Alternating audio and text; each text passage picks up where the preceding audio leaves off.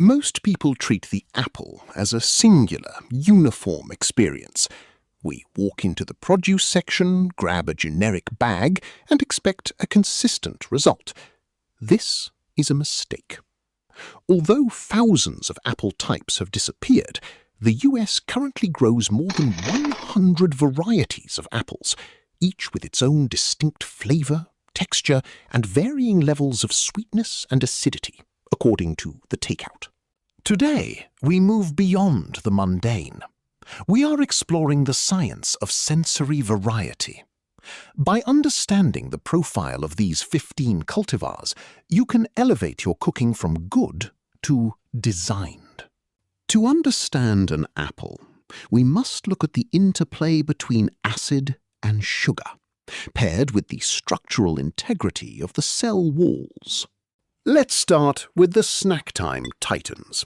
The Fuji is our baseline for high sugar satisfaction. It is bred specifically for its intense, inherent sweetness. Contrast this with the Honeycrisp, which offers a more complex experience.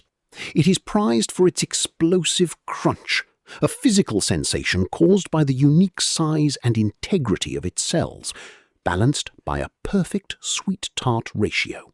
When we look at the Fuji versus Honeycrisp, we see why the Fuji feels like a dessert, while the Honeycrisp feels like an experience. Not all apples survive the heat of an oven. If you choose an apple with too much moisture or weak cell structure, you end up with applesauce instead of a crisp or pie. The Granny Smith is the industry standard for cooking. Its tart profile cuts through butter and sugar, and its firm texture resists turning to mush. If you want a bit more nuance, try the Braeburn. It provides a sophisticated, spicy sweet flavor that holds its shape beautifully under heat.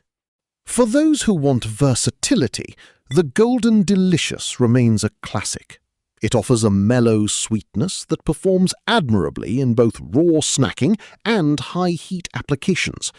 Be careful, though, with the Macintosh. While its tender, aromatic flesh is lovely, it breaks down quickly. Use this only when you want the apple to disappear into the dish. The history of the apple is a story of human intervention and botanical experimentation. The Jonathan, an heirloom favorite, brings a rich, tangy and spicy sweet flavor that modern supermarket varieties often lack. Contrast this with modern engineered varieties like the Jazz. A cross between Gala and Braeburn, the Jazz delivers an intense, complex and zesty bite that stands out in any fruit bowl. Then there are the specialists. The Cortland is a master class in culinary science.